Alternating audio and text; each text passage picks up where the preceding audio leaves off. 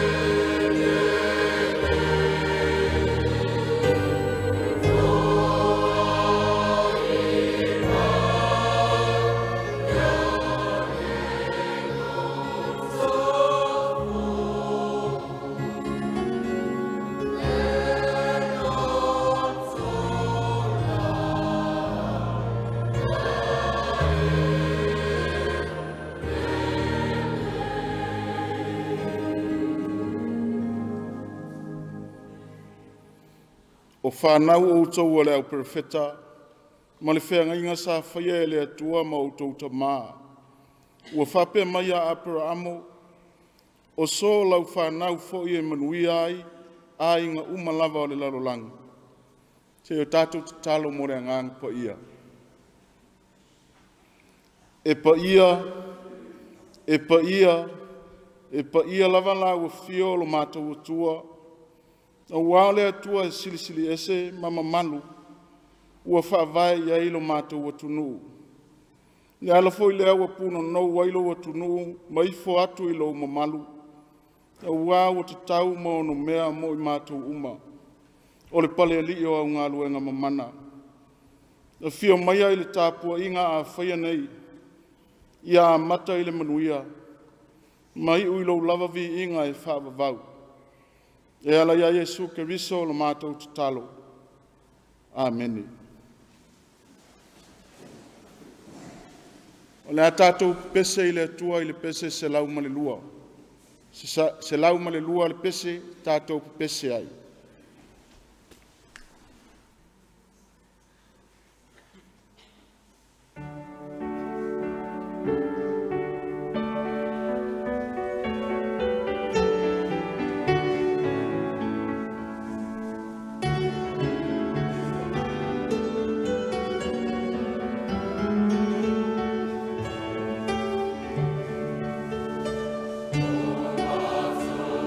Oh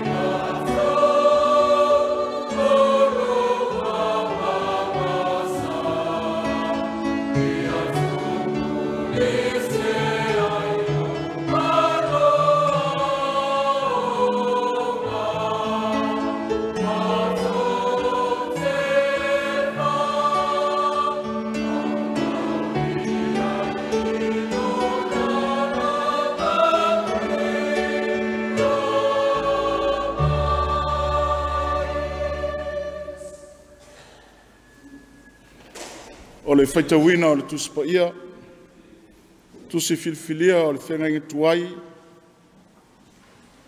no fo inga tupu mua mua, o lona mata upu mua mua, tātou te whaitau, whelafulafua i mo le whai upu mua mua, te ia whangata i le whai upu e luas fulmalfitu. No fo inga tupu mua mua, o lona mata upu mua mua, tātou te whaitau, whelafulafua i mo le whai upu mua mua, se ia whangata i le whai upu e luas fulmalfitu. Whaafonga mea i le whetalai mai o le atua i ana Afiafi pa ia. O atamu, o setu, o e nosa,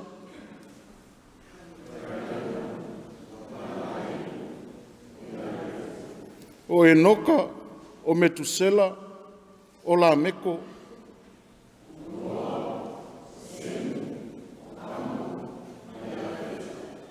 o atali o ia feta, o ko Mary, o makoku, o me tai, mai a vana, matu palu, ma me seko, ma ti rasi.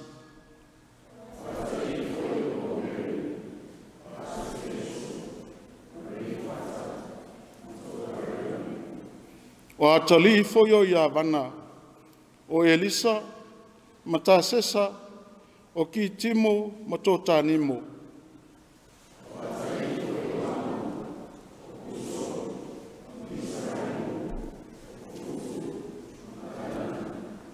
O atali foi o kuso, o sepa, ma havila, ma sapeta, ma rangama, ma sapeteka. O atali foi o rangama, o se epa, ma titana.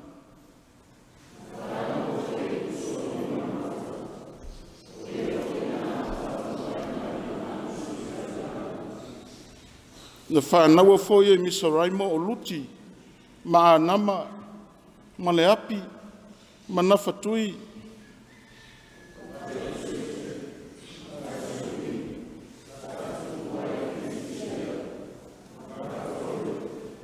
Na whānaua foi e kanana o saitonu, o lana u matua lea, ma heti.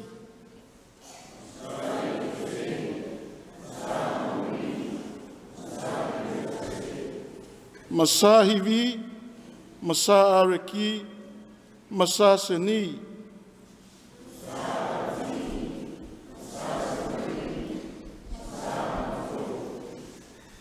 O atali o semu, o e lama, ma asura, ma afasata, ma luti, ma rama, ma usa, ma hulo, ma ki teru, ma me seko.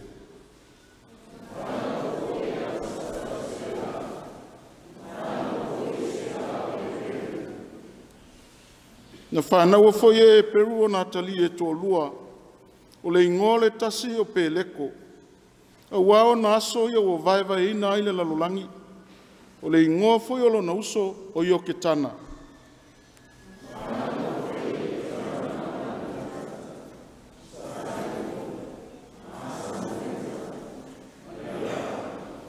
Maturamo, mausala, matikelu,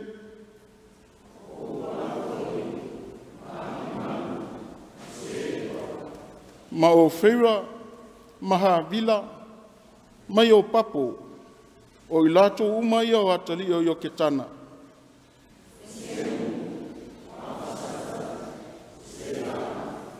O e peru, o peleko, o reu.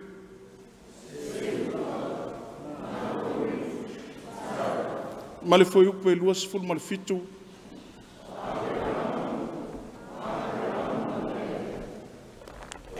Tu se filfilia male whenga fou.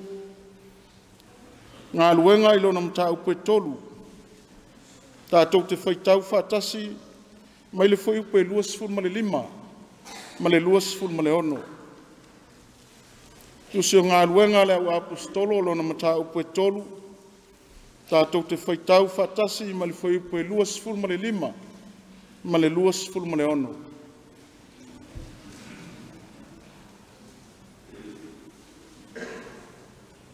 Tātou whaitau. O whanau o tau ale au profeta, male whea ngainga sa whaia le tua ma o tau ta mā, ua whapea mai a apera amo, o so lau whanau whoi e manuia i a inga umalawa lalulangi. O le tua whoi, ua na whātu ina mai lana au auno Yesu, wa wina mai o ia e mua mai a te utou, e whamanuia mai a te utou, i whaliliu e se ina o utou taitasi i a utou a mioleanga. Whamanuia mai le tua i le tātou whaitau, mu whalongolongo i ana Afionga pa ia. Whamanino pēa le anganga le winga loloto ana Afionga u whaitau ina, mai a tu mau i a te ia lona lavavi inga e whavavau. Amen. Le a tātou toi pese i le tua i le pese se lau i vasfur male lima.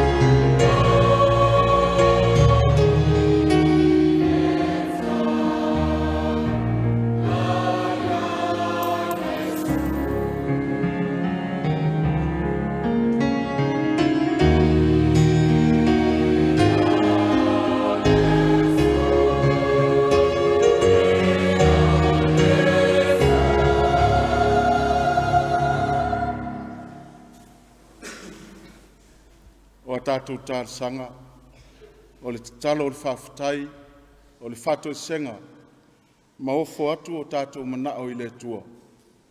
Se o tātou wifo ma talo i le tua. Ua tala mai le langi le mamalu o lau fio. Ua whaalia fo i le vani monimo ngā luenga mamana au. Ala le alo mātou o tua o le vi inga ma le loto whawhitai alo o tunu o le neitai au. Ina ua e teita imanuia mai le soi fua o lo o tunu ma lo mātou wola. Ua mawai atu le nāwai a sasai o na whaiva matiute o a mātou whanau ia o onga. O le uta ma le tai i whi au ma ngā luenga. Nai maise lava o le tāpua inga i le malu o mātou whale. Mātou te langona ma le file mū le loto whawhitai. Se anoa lava o lo wanga le leimalo a lofa lo mātou atua. Mātou te lea u lia manuia le nei tae au fau. O le tae au lo wa sasapa ia. Ua mātou ta laia ai pui pui o fata whaita au langa. Te iulu whale lo wa tunu ua vivi ma tāpua i atu i la ua fio. Au ao le atua e te tau o na vi ia e ta ngata uma. Ua manuia mea uma i lo lavanga le lei ma lau whasoa lofa. Ai maise ai o fuafuanga ma whaata taunga lo wa tunu. Ua manuia ai mea uma lava i lo whaatasi mai.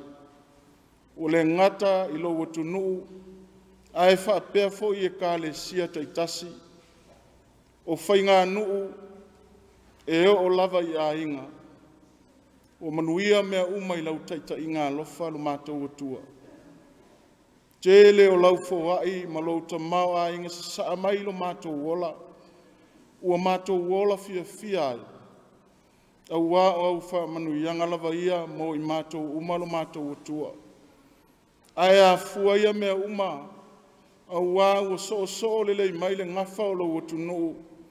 E ala ilo na whaatu atua. Mai lava iau ngā ta maolo nuu filifilia o Israelu. Ua fua ia manuia o Samoa lo mātou atua. Mātou te vivi i ai ma le loto whawhitai la u fio. Au wā o lau lava fio wa e whaia ia mea uma. Mō lo mātou wola au mātou iai le neila lo langi. Whawhitai lo mātou atua. Ua e whātaunu uina le whāmoe le nei tae au. Ua e anga le lei fo ilo mātou atua. Ua momoli mai lo mātou wola mai le pōngi sā. Ua mātou au lia ai le nei tae au fou. O le aso fou e whāo popo ilo mātou wola. Vi ia lava la ua fio lo mātou atua. O mea uma ua e whaia. Ia fo i atu e whai mavi inga o lau fio. Ua mātou whaitau, ma whālongo longo ia ua fionga o mailo mātou atua. I lau lava whina ngalo na e whai ai le tangata, ia fo linga i lau fio. Ina ia o le ngafa o le tangata, e wheso o tai ai ma lau fio lo mātou atua. Ma vivi i atu, ma tāpua i atu, ma au auna ma le whamaoni. Whawhitai le atua. Whawhitai lo wanganga pa ia e ao mo i mātou. E whesoa soani i taimi uma lava o lo mātou wola. Au ai, iai taimi o le solo le lei. E iai fo i taimi i wa mātou la ngona ai lo mātou whatau waa. Ai vi ia la wa fio. E te letu ula fo ina lava i mātou uma lo mātou atua. O le whawhitai e sili lava i mea uma lo wanga le lei. O manuia ai i mātou uma i lau tau singa. O na ole so i fua sa saa mai o lo walo Jesu Keriso. Ma liu ma whalava au le sa tauro. O le wha o la tanga lava lea ua mātou wola ai e o i le wha vau. Tu mau i la ua fioli vi inga o le wha manu ma le loto whawhitai. Ai la ngona lo mātou whātau waa lo mātou atua. A mātou māwhau whau la ua fio malo a lofa ia i mātou. A se atu nu e pō nā mai la. O lo mātou whaivalea i aso uma ma taimi uma o se mangsala. tō I lalo ngō fie lo mātou ola I whao so songa, ma vanga atu I mātou I whainga le lio le lalolangi. Ua mātou le muli muli whailo fina ngalo lo mātou atua. Ua ngasala I mātou le vāwhia ngai mala ua fio. Ai maise o le taita inga o lo atunu. Ua ua se lava ona taitai. O taitai whale malo, taitai whale kale sia. O taitai te tonu o whainga nuu taitasi. O to tonu o ainga. Mātou te langona lo mātou atua, o tō I lalo lava I mātou. O se fo ila mātou taita inga. Ua ua mātou le whalango lango atu I lau fio. E whatonu fo lau I lo mātou ola, lo mātou atua. Alofa e whamangalo mai Samoa. Ua ua tau lava I mātou o le atunu ua whatu atua I lau fio. Ma mautūlo na whawai I le atua. Ua tau solo mua lava I mātou. Ona aunga tae whaitau I lau fionga pa ia lo mātou atua. Ua mātou mumusu fo I e whalongo longo. I lau fina ngalo o mai mo I mātou. Ma sava vali I lau fina ngalo pa ia. Le atua alofa mai. Whama mai mātou. I sina mata ua o le toto pa ia o lo mātou o li whaola. E sau ina I lo mātou atunu. Mai lava I o mātou taitai, e o lava I a mātou whanau. Whama ngalo I mātou uma ua se o mātou wala. O mātou so na whaifoi, lau fōwhoanga o ao lo mātou atua. A e leo lau fina ngalo lea mo I mātou. A mā ngalo I mātou uma lava mā mātou whanau. I mata ua o le toto pa ia o lo mātou o li whaola. E ma ngalo ai mātou uma. Sisila lofa mai alo mātou atua I le tāpua I ngalo atunu. Mai lava I ona taitai, e o ia mātou whanau. Ia o ia iau whamanu ianga lo mātou atua. Ia pule male tonu, ia whalango lango mea uma, I lau fio o nganga pa ia, e taua I manu le fo launga Samoa le niva e tau. Alofa ngia taitai o e kale sia taitasi. Ia maua pea le tō whamai lau fio. E taitai ei lo watunu le soifua whale nganga. Ia ola mata tau tangata umai lau fio. Ma whalango lango mea umai le fisosoa ni mai alo nganga pa ia. Manuia taitai o mātou nuu ia li ma whaipule o whaletua matausi. O vaenga uma lava e o lava I le autautua ma mātou whanau. Mātou te talo lo mātou atua. Ia whama malu a ao lofa I tutonu a inga taitasi. O iai foi nai o mātou matua tausi lo mātou atua. Ia iai lo wa lofa malo wanga le lei. Na wao la lātou tāpua inga ma la lātou te talo. E manui ai Samoa mo ata e au. Manui ana ia mātou whanau I whe au mga luenga. Ma so se tiu te lava.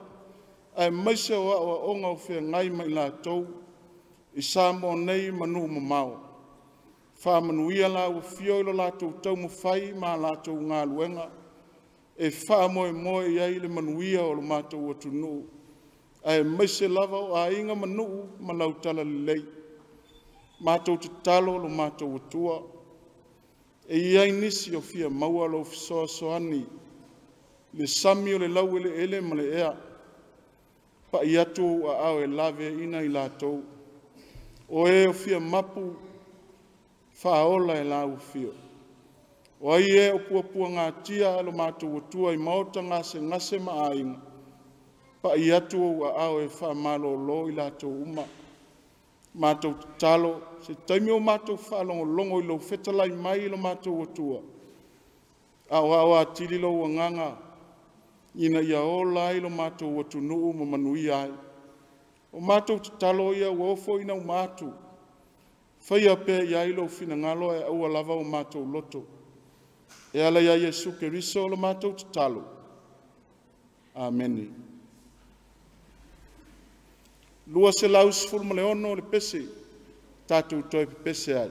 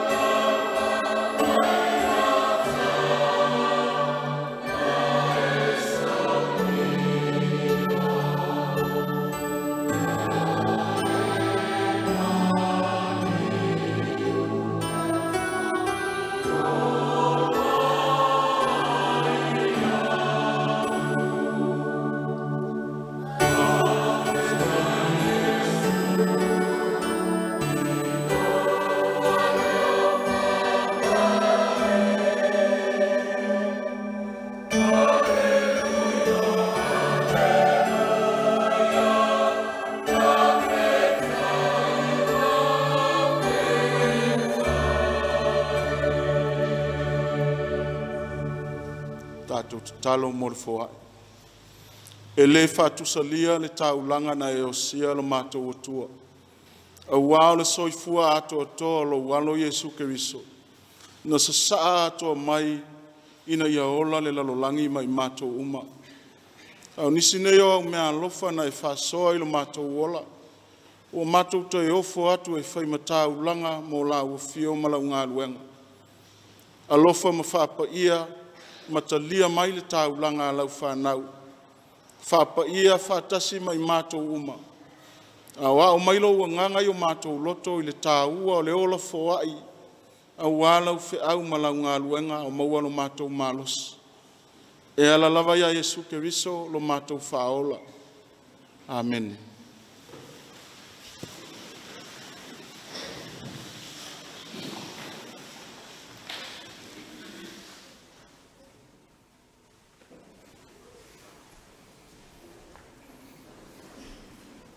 O le launga i suafa mamalu o le tua le tama.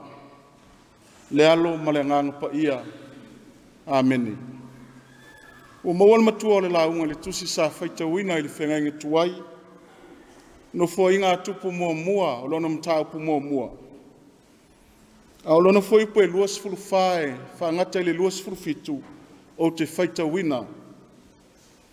O semu, o afasata, o selaa, o e peru, o peleko, o reu, o se ruka, o nā kori, o tara, o aperamo lava lea. O le manatu au tua le neia sa, o lo au maia le tusi faita wasa o le ekalesia e whapea. Ingoa.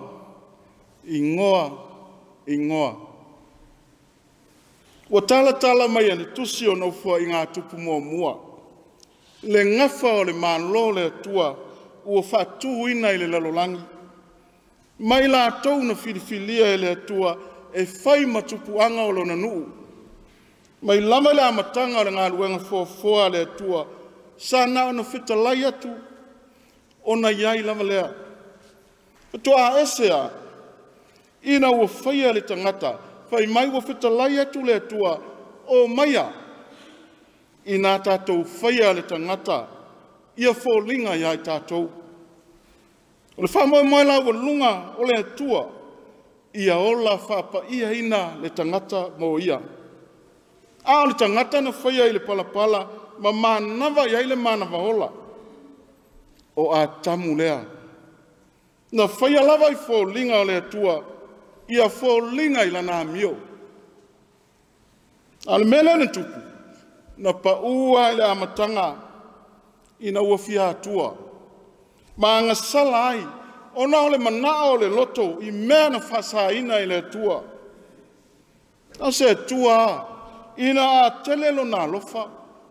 A waile i ngata i na le sa ili mai o le tua.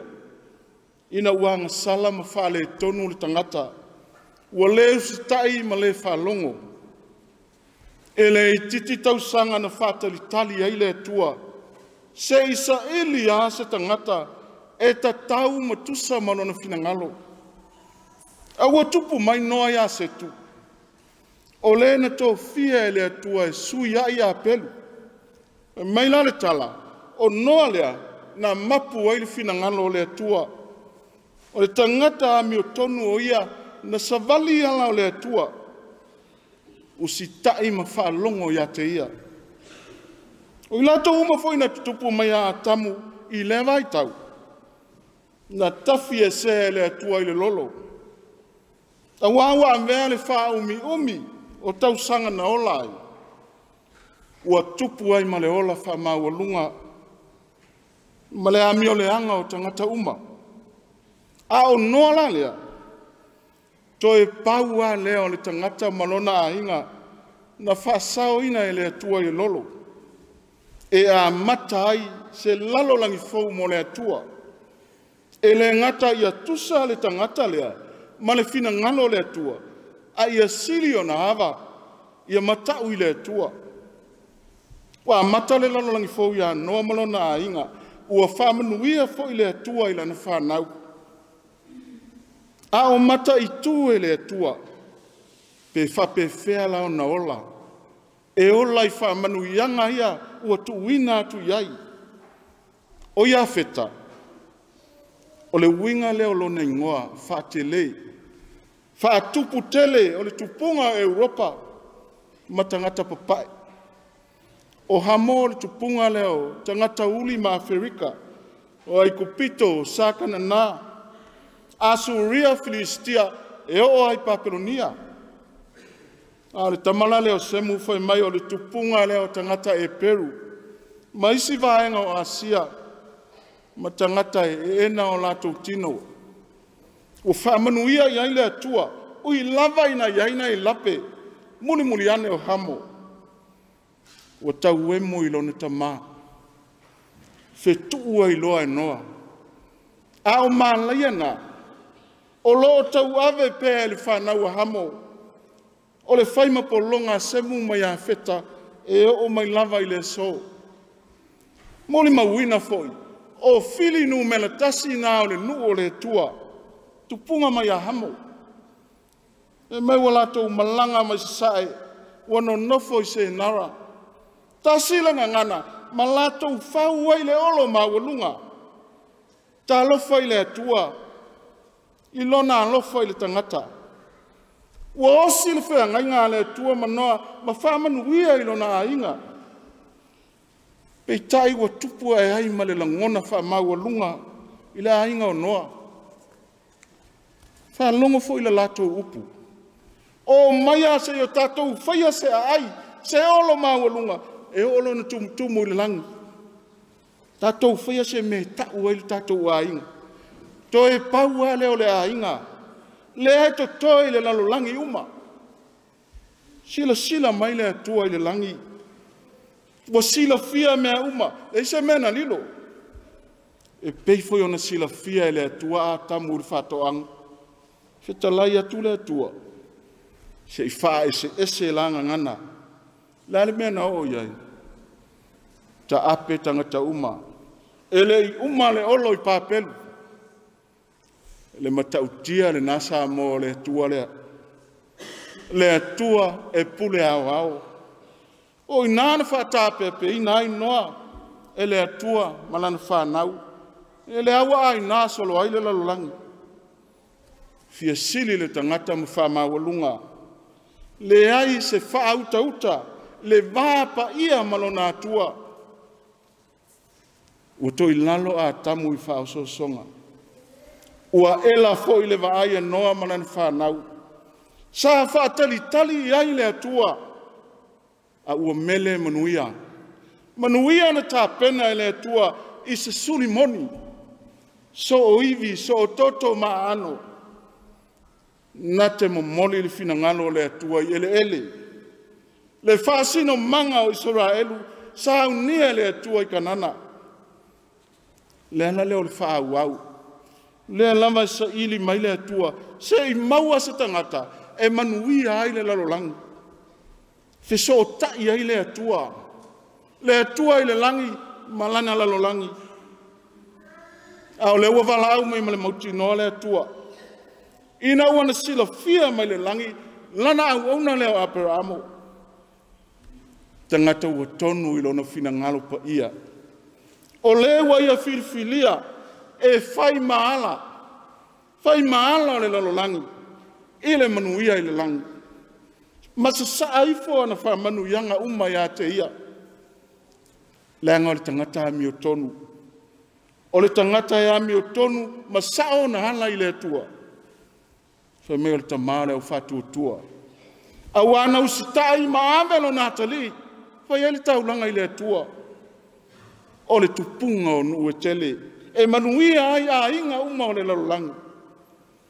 O nan whanau wha mai e peo whetu o le langi. E peo one o le matawhanga. O le na tuualo na inga. O le numalo na whasino manga e alu.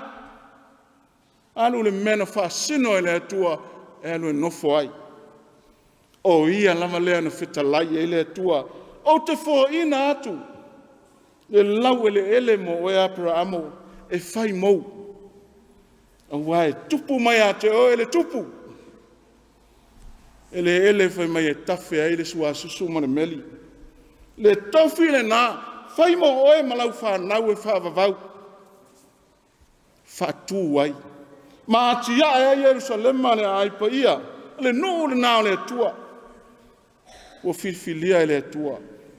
E tu vai ai le na whao le tanga. Lo na alo Yesu Keriso, ao le pulu vanga lea. Mo le lalo langi ang sala. Ina ia ola tangata uma. Ola ilona soifua pa ia. Ape nani mo le maua luka. E tusi o ngā luenga. O lo matua ti mai ai la apostolo Peteru. Lana la unga whama mai. Ia whaauta uta tangata uma. Ma ia tu mau le whatua tua. Ele ke riso toi tu e o lai. E me Peteru. Ua mahea. Ua uma ona osia le atua le whea ngainga. Ma haunga ta maono na nu. Apera amo ale amana na whanau.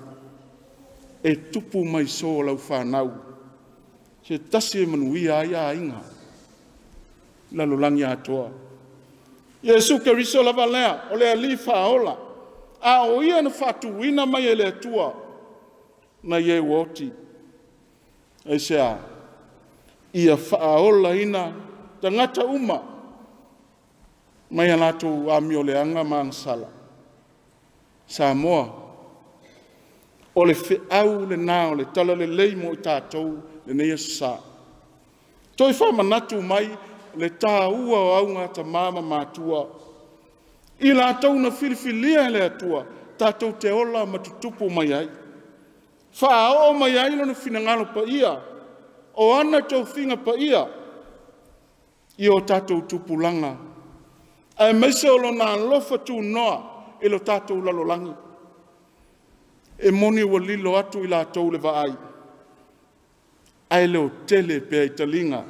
O lātou ingoa, mea te tele na lātou tapena ana nafi, mō tae au. Tau ti ngā o le afu sisina, fua ma whata oto ai, manuia mo o e Samoa. Ua tā ai whamanuianga, ina ua mautu lau whawai. Le atua le nā, ele o manuia e nā. Nā fua mai a apera amo, awa o ia na whama ite le ola te li tonu ma le whātua tua. Ngā luenga whita, mātua, ua so o ailo ngafa Samoa. Ua tau ai le niusina, ina ua tā maua Keriso. A le tua lalo a le tala le lei Samoa. Ua solo le lei le nei mai tau. Ua manuia a inga. Ua manuia nu. Manuia lo atu nu. E o ai e kalesia. Manuia foi le tāpua inga i matua tausi. Ko lisi whawhai whiau. Whanau i tiute ma whaiva mga luenga. Ai mese wa o onga. Mai whea ia manuia. Le alofa na nao le atua mo o e Samoa. Te pā i le langi. Pese a le fina ngalo le atua mo oe. Whaina o mea na polo ai mai le atua. Tātou te muli ma ola ai. E manuia ai. Pei foi o apera amo. A vese mea le anga uma. Le feu puai ma le feitangai. E lea o ngā mo o e Samoa. Toi manatu ane. Pe pe fea na tātou vai mai i manu. Mai ai puapua ngā. Na asa mai ai. Ele whainga o fie. Ele matanga o fie le nā. Ma le lei le nā o lo watua. O ia lava. Na tai mai lo lima i o wala uma. Ma naia fo i le. Wha manatu o se lautau sanga al kolisi o avele. Whai mai avele ne ingalo le atua. Samoa o lo atua le nā ne ngalo. Na ia tai mai o ia so e tele. Nā ua e manuia ai. So se whaiva ma so se tiute. Whea ngai moe. Na fua ai ona tau no a pera amo ile no na folofolaina I manuia o le atua ai sea tu mau le fatua tua Samoa tu mau ia tali tonu ma le fatua tua I lo tua na le atua na ia Sauniga le faaoletanga e ala ia Yesu Keriso o ia lava ua magalo ai tatou uma mai a tatou agasala ua tatou ola ma tatou manuia ai e o ai le faavavau ia tumau le atua lona viiga amen ono sefulu ma le tolu le viiga tatou pepese ai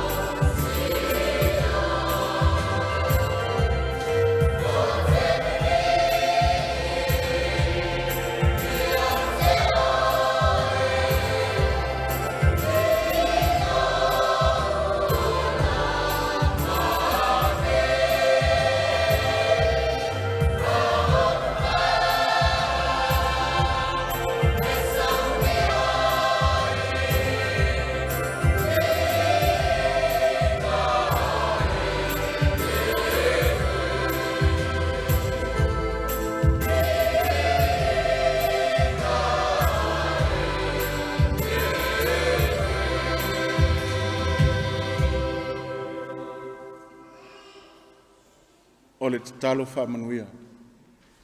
Tu maumai ai lunga o Samoa ma le laulangi atoa, le manuia ma le file mua la u fiole atua lo mātou toma. Le alofa silisili ese Yesu Keriso lo mātou wali whaola.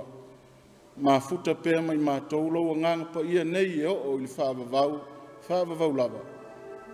Amen.